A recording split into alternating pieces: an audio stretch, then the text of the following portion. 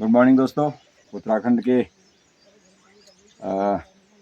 अल्मोड़ा ज़िले के बसरखेत गांव के दूरस्थ तोक कन्याणी से हम आपसे रूबरू हो रहे हैं। मेरे भाई साहब मिस्टर MS किरौला, ये दिल्ली में रहते हैं भाई साहब, बड़े भाई साहब हैं। ये अक्सर गर्मियों में यहाँ पर आते हैं और 2-4 दिन, कभी महीना 2 महीना भी रह के जाते हैं रिटायरमेंट के बाद। बच्चे तो दिल्ली में सेटल हैं, तो यहाँ पर आप कहेंगे रिटायरमेंट के बाद जो है दिल्ली में क्यों रहते हैं, घर क्यों नहीं रहते हैं, उसके बारे में भाई साहब आपको बेहतर बताएंगे। इसलिए कम आता हूँ, हमारे गांव में आने जाने का साधन नहीं है। अगर हम गांव आते हैं, हमें कम से कम जहाँ पर हमारा रोड मार्ग है, रोड से हम गाड़ी से जीप से उतरते हैं, वहाँ से कम हमें 5 घंटा पैदल मार्च करना पड़ता है, जिसमें हम थक जाते हैं। बुजुर्ग लोग हम हर किलोमीटर, हर 2 किलोमीटर पर अपना विश्राम करते हैं। विश्राम करते करते करते हम तब जाके 4 घंटे में या 5 घंटे में अपने गाँव में पहुँच पाते हैं। छोटे बच्चे को लाते हैं तो थक जाते हैं, बड़े बुजुर्ग आ नहीं सकते, उनके लिए तो डोली का बंदोबस्त करना पड़ता है या घोड़े का। इसीलिए हमारा इंटरेस्ट यहाँ से कम हो गया है। यहाँ से सड़क कितनी दूर है जहाँ पे यहाँ आपकी से सड़क कम से कम 7 किलोमीटर दूर है। 7 किलोमीटर पैदल आना अच्छा। रिटायर्ड पर्सन को रिटायर्ड पर्सन बहुत मुश्किल काम है। और हमने बार बार अनुरोध अपने विधायक साहब से, बार बार अनुरोध, 5 बार हमने अपील कर दी है, 5 बार हमारे सारे कागज लग चुके हैं, 3-4 बार सर्वे हो चुकी है, और इसमें विधायक साहब का कोई इंटरेस्ट नहीं है। कोई इंटरेस्ट नहीं है। हम आदरणीय मोदी जी से कहना चाहते हैं कि मोदी जी आप अच्छा काम कर रहे हैं, देश के लिए बढ़िया काम कर रहे हैं। टमटा जी को अपील की है हम लोगों ने, टमटा जी ने कहा हम आपकी अपील को जो है गडकरी जी के पास रखेंगे। और मेरा अनुरोध है गडकरी जी भी के पास भी, अगर हमारा अनुरोध पहुंच गया है, वो तुरंत शीघ्र, अति शीघ्र इस पर संज्ञान लें। संज्ञान लेना चाहिए, बिल्कुल लेना चाहिए आप। अगर नहीं तो हमारा गांव का लोग सबसे ज़्यादा पलायन हो चुका है। जो बड़े बुजुर्ग लोग रिटायरमेंट है, वो दिल्ली में ही बैठे हुए हैं, गर्म में सड़ रहे हैं, मर रहे हैं। तो कल मैंने देखा यहाँ पर 20-25 घर हैं, इसमें से मुश्किल से 3-4 घर बचे हुए हैं, तो और 21 लोग बचे, बाकी सब लोग पलायन कर चुके हैं। वो इसलिए 2-4 मेंबर इसलिए बसे पड़े हैं, उन बेचारों के पास रोजगार नहीं है ना, नौकरियाँ उनके पास, न पढ़े लिखे हैं। वो अपना गाय भैंस बैल थोड़ा बहुत रोजगार करते हैं, खेती का रोजगार होता नहीं। क्यों? यहाँ जानवरों का ज़्यादा नुकसान है, बंदरों का नुकसान है, सूअर का नुकसान है, तो इसलिए अपनी बकरी पालते हैं। एक बकरी बेचते हैं तो अपने लिए गेहूँ चावल दाल सब्जियाँ ऐसे खरीदते हो। अच्छा भाई साहब, मैं देख रहा था यहाँ पे जो है पर्यटन के लिए बहुत संभावनाएं हैं हमारे। पर्यटन अगर यहाँ सड़क आती है तो पर्यटन यहाँ इतना इंटरेस्ट लेगा जिसका कोई लिमिट नहीं है। इतनी सुंदर वादियाँ हैं यहाँ पे, इतने सुंदर जो है यहाँ पे जो है ऑक्सीजन लेवल इतना अच्छा है। यहाँ गांव में आप आइए तो आपकी भूख बढ़ जाती है, यहाँ का पानी इतना शुद्ध है। आज आप, मैं गांव में आया हूँ, मेरे को आज 10 दिन हो गए हैं, ये जून का महीना है। दिल्ली में हम एसी में भी हमें महसूस नहीं हो रहा कि ठंडा है, एसी लगा के भी हमें महसूस नहीं होता, हमारे शरीर को महसूस नहीं होता कि एसी चला रखा हमने। और यहाँ हम आए हैं तो यहाँ हम 3 किलो की रजाई ओढ़ रहे हैं, रात को 3 किलो की रजाई को ओढ़ रहे, तब हम सो रहे हैं यहाँ पर। कल यहाँ बारिश हुई थी, हमने स्वेटर पहना और बाहर नहीं निकले, हमने खिड़की दरवाजे बंद कर दिए, इतना ठंड हो गई थी। तो यहाँ पे जो है यहाँ का अगर डेवलपमेंट करना है, सरकारों को भी जो है मेरे वीडियो से जो है संज्ञान लेना चाहिए। अभी जो है ये हमारे जो तड़ाकताल झील यहाँ से जो है 8 किलोमीटर दूरी पर पड़ती है। हाँ। इसमें अपार संभावनाएं हैं पर्यटन की। उसकी जो है वहाँ से फाइलें अभी चली हैं, उस पर कार्य योजना रोड मैप बनाया जा रहा है। शायद यहाँ पे जो है हमारे जो है सरकार के कुछ प्रतिनिधि भी आने वाले हैं। उससे क्या होता है, अगर यहाँ पर झील बनती है और उधर जो है आपकी राजधानी गैरसैंण बनती है, अगर झील बन भी जाती है, राजधानी गैरसैंण नहीं बनती है, तो इसका कोई फायदा नहीं है, वो झील ऐसी पड़ी रहेगी, कोई देखेगा नहीं। जब क्या कहते हैं झील बने और साथ साथ राजधानी भी बने तो क्या होगा सर, राजधानी में एक राजधानी से दूसरी राजधानी को, एक बस लखनऊ से रात को देहरादून आएगी, ये क्या सॉरी गैरसैंण आएगी, एक बस दिल्ली से आएगी, एक हरियाणा से आएगी, एक पंजाब से आएगी, मतलब जितने भी उसके नेबर स्टेट हैं, हर स्टेट से एक बस जो है हर शाम कम से कम, मैं कह रहा हूँ आपको, एक बस जरूर आएगी। तो उसमें एक बस का मतलब जो है आपके 60-70 पैसेंजर आएंगे। 60-70 पैसेंजर आएंगे तो अपने जेब भर के लाएंगे, खाली तो कोई आएगा नहीं, है नहीं। 2-4 10-20 हज़ार रुपये जेब में लेके आएंगे, तो वो क्या होगा, यहाँ खर्च करके जाएंगे तो उनका पैसा यहाँ खर्च होगा, तो हमारे लोगों के इकोनॉमी बढ़ेगी, बढ़ेगी। रोजगार बढ़ेगा। हमारे जो टैक्सी वाले हैं, हमारे होटल व्यवसाय वाले हैं, और लोकल लेवल पर जो है हमारे गांव के लोग हैं। अब जो है हमारे दूरस्थ गांव है, हमारे लोग यहाँ पे जो है गाय भैंस पालना फिर से शुरू करेंगे, क्योंकि दूध बेचेंगे। गाय भैंस क्या हमारे यहाँ उनको खेती भी उनको बहुत दूध से अच्छा इनकम यहाँ पर होगी, और खेती से अच्छी इनकम होगी उनको, है नहीं। तो ताल में हम लोग यहाँ से शाम को क्या है, दूध लेके जाएंगे, सब्जियां लेके जाएंगे। ताल की चारों तरफ दुकानें होंगी, टूरिस्ट होगा, होटल होंगे। आप सपोज मानिए कि हम नैनीताल में बैठे हुए हैं, ताल को हम नैनीताल की तरह बना देंगे।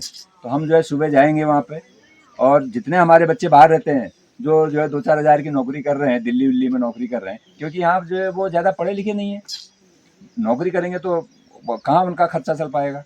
तो यहाँ पे उनको इतना काम मिलेगा, इतना काम मिलेगा ताल झील बनने से, बहुत ज़्यादा संभावना है। एक बार मैंने यहाँ के लोगों से कहा, ऐसी आया था, हम लोग तो कभी कभी ऐसे ही आते हैं, कहीं जागर हो या कोई शादी ब्याह हो तभी आ पाते हैं।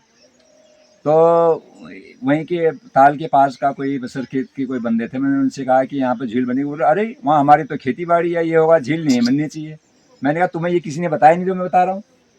भाई यहाँ पर जब झील बनेगी, भाई साहब आप अपने घर से खेती में जो है जितना उत्पादन होता है, ज़्यादा आप उत्पाद करोगे। जैसे आपने ये रानीखेत के नीचे देखा है, ये मकड़ुआ गांव है, सब्जियां वहाँ के लोग सब्जियों में ही इतने जो है मालामाल हो गए हैं, रोड पे ले जाके अपनी सब्जियां बेचते हैं। तो हम भी यहाँ से सुबह जल्दी इस टाइम हम अपना रोड पे पहुँच जाते, सब्जियां की टोकरी लेके सर पे, अगर और इतना पैसा आता, हम क्यों जाते बाहर? अगर गवर्नमेंट हमें यहाँ तक सड़क देती है, हमें तो दूर जाने की जरूरत ही नहीं है। अपना जरूरत ही नहीं है बाहर जाने की। ठेकेदार यहीं खेतों में से माल, आलू खरीदेगा, मूली खरीदेगा, बैगन खरीदेगा, तोरी खरीदेगा, चिचिंडा लौकी खरीदेगा।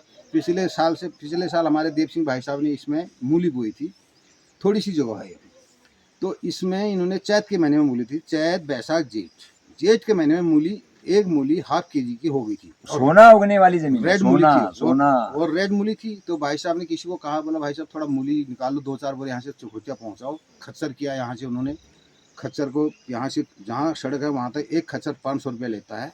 और भाई साहब ने यहाँ से जो है मूली लोड करके खच्चर में डाला, वहाँ से खच्चर में से वहाँ गाड़ी में डाला, गाड़ी पर एक बोरे का 100 रुपये लेता है। तो फिर भी भाई साहब ने 40 रुपये किलो वहाँ भाई साहब की मूली बिकी। अब कुछ लोग जो बचे हैं, 2-4 लोग निगुड़े ले जा रहे हैं रोज यहाँ से, है नहीं, वो 60-70-80 रुपए किलो बिक रहा है। अगर जो है वहाँ पर पब्लिक हो तो हम तो लिंगोड़े खेतों में लगाते अपने।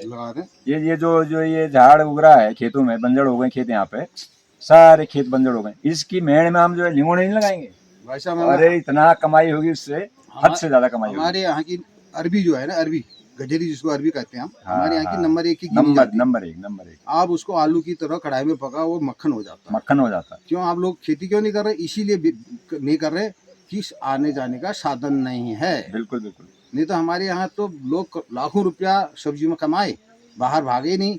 जो यहाँ के छोटे मोटे कम पढ़े लिखे लोग हैं, होटलों में ढाबों में नौकरियाँ कर रहे, बर्तन बन रहे हैं, अगर वो अपने एक खेत में सब्जियां लगा दें, एक साल का उनको कम से कम नहीं होता लाखों रुपए का बेनिफिट। तो क्यों बाहर जाएंगे?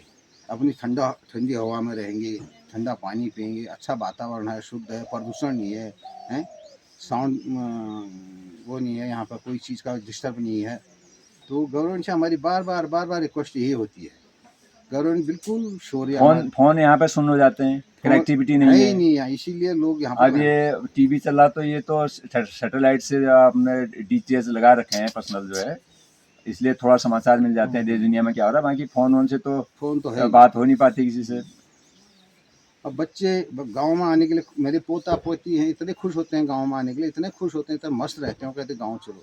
हम मजबूर हैं, पैदल नहीं आ सकते, नहीं तो हम साल के 2 चक्कर मारे। हम रिटायर हैं, हम रिटायर होने के बाद भी मैं 4 महीना 6 महीना यहाँ रुकने की कोशिश करता हूँ।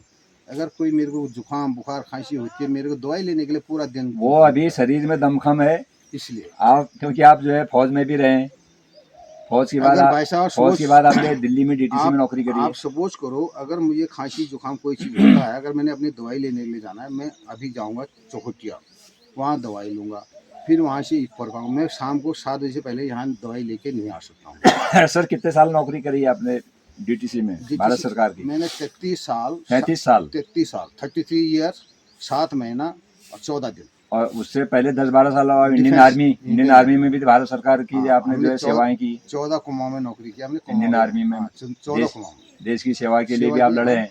हम 14 कुमाऊं में जब हम ट्रेनिंग करते थे या कोई भी काम करते थे, इतना मतलब उत्साह होता था, इतना जोश होता था हमारे अंदर, हम हवा को भी पीछे कर देते, इतना भागते थे हम, इतना तेज काम करते थे। अब बताइए, 10-12 साल आपने इंडियन आर्मी में काम किया, देश की रक्षा के लिए आप सीमाओं पर तैनात रहे। उसके बाद आपने भारत सरकार की जो है उपक्रम में जो है डीटीसी में जो है दिल्ली में ट्रांसपोर्ट में नौकरी है। 33-34 साल वहाँ नौकरी करी। हम्म।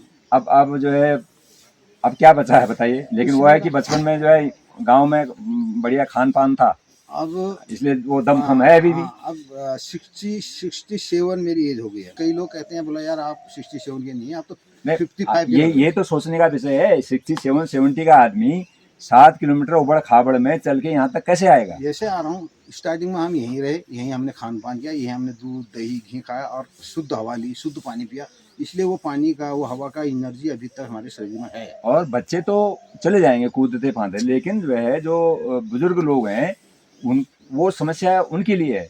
वो अगर गांव में रहते हैं, उनको कोई छोटी मोटी कोई बीमारी हो गई, कुछ हो गया, बुढ़ापे में तो बीमारी होनी होनी है, स्वाभाविक सी बात है। तो वो उनके वो जो है आपको शहर तक ले जाने तक, अस्पताल तक ले जाने तक तो कोई संसाधन नहीं है हमारे पास। नहीं है आज भी, संसाधन होना बहुत जरूरी है। आज बिल्कुल बिल्कुल सही। अब आपको एक चीज़ मैं और बताता हूँ, जो मैं ये गांव में साल भर में एक बार आ सकता हूँ, मैं 2 महीना 3 महीना यहाँ आता हूँ। जैसे गाड़ी वाला बंदा गाड़ी को हर साल में सर्विस कराता है, तो उसी प्रकार से जैसे मैं गांव आता हूँ, यहाँ एक साल में 2 महीने 3 महीने आता हूँ, मैं अपनी बॉडी को सर्विस करा देता हूँ। यहाँ मेरी बॉडी सर्विस हो जाती है। सही बात। क्यों? यहाँ शुद्ध हवा है, शुद्ध पानी है, थोड़ा चलना फिरना है, तो क्लाइमेट के अच्छे होने का कारण यहाँ मेरी बॉडी सर्विस हो जाती है। ना दवाई ना पानी ना कुछ नहीं। यहाँ इतनी जड़ी बूटी की हवा है, इतनी ये जड़ी बांज बूटी, की जंगल, चारों तरफ बांज के जंगल से इतनी घिरा हुआ जड़ी है। बूटियों से पानी निकल के आ रहा है, जंगल से पानी, कितनी किस्म की वहाँ औषधियाँ हैं, औषधियाँ हैं। कितनी किस्म की औषधियाँ वहाँ, उन औषधियों से जो पानी निकल के आ रहा है स्रोतों से, सही उस बात। पानी को हम सेवन कर रहे हैं। उस पानी में हर किस्म की मर्ज, हर किस्म की दवाई है। सही बात है, सही बात है। खांसी वाले का खांसी खराब, बुखार वाले का बुखार खराब, टीबी वाले का टीबी खत्म, दमे वाले का दमा खत्म। तो इस पानी तो में इतना दम है। ये रिसर्च का विषय है, ये रिसर्च तो का विषय है। अगर यहाँ पे आवाजाही होती है हम्म, और रोड कनेक्टिविटी से हमारा ये कस्बा, अगल बगल के और भी कस्बे, हमारे अपने कस्बे की बात क्यों करूँ, ऐसे तमाम जो है हमारे गाँव हैं, कस्बे हैं, मैं जहाँ पे जो है घर जो है वो ताले लगे हुए हैं। मैं आपको एक चीज़ बताना चाहता हूँ।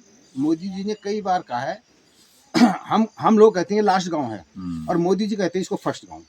बिल्कुल सही कहते हैं, सही कहते हैं। मोदी जी का ये वर्ड है, इसको लास्ट गांव मत बोलो, इसको फर्स्ट गांव बोलो। ये- मेरा अनुरोध है मोदी जी से हाथ जोड़ के, ये फर्स्ट गांव है आपका, आप इसमें थोड़ा संज्ञान लें। बिल्कुल बिल्कुल सही कह रहे हैं। आपने अपने बचनों से पीछे मत हटिए, इसके आपने कह इसके रखा है। पीछे जो है चाइना बॉर्डर है, यहाँ बहुत से दूर है, बहुत दूर। आप ऊपर जाएंगे तो यहाँ से आपको हिमालय दिखेगा। हिमालय दिखेगा। तो इसके मतलब जो है हम बिल्कुल हिमालय के लास्ट गांव में ही यहाँ पर हैं। बस सही है। आप बस आप इसी तरह से जो है आप गांव आना छोड़िए मत, आते रहिए। नहीं, आते रहते हैं, जब तक सरकारें बनेंगी बिगड़ेंगी, योजनाएं बनेंगी बिगड़ेंगी, लेकिन हमें जो है जब तक सांस है जो है हम आते जाते रहेंगे, जब तक है नहीं शरीर में दम हो है। सकता है वैसे कह रहे हैं, लेकिन अपनी बात हमें जो है तब तक रखते रहेंगे जब तक जो है कुछ न कुछ होगा, हो नहीं सकता होगा। है इसमें जो है मोदी जी कुछ संज्ञान लेंगे। मेरे को विश्वास है कि कह रहे हैं लोग, पब्लिक कह रही है साल 6 महीने में यहाँ थोड़ा काम शुरू हो जाएगा रोड का। हाँ हाँ। तो मुझे पक्का उम्मीद है कि मोदी जी फर्स्ट गांव है ये। मोदी जी आप फर्स्ट गांव को जो है, इसका स्विच ऑफ करना था। इसका जो फर्स्ट गांव है, इसका थोड़ा सा संज्ञान लेंगे मोदी जी, ऐसी बात नहीं है। जरूर लेंगे। मैं अपने व्यूअर्स से कहना चाहूँगा, मैं इस तरह से जो है पहाड़ की व्यथा कथा आपको सुनाते रहूँगा। और आप यदि मेरे चैनल पर नए हों, मेरे चैनल को आप सब्सक्राइब करिए। चंदन एस किरोला, मैं जो है फेसबुक पर भी हूँ। इस तरह से आपको नई नई वीडियो लाता रहूँगा लोगों को जागरूक करने के लिए। थैंक यू भाई साहब, नमस्कार। नमस्कार।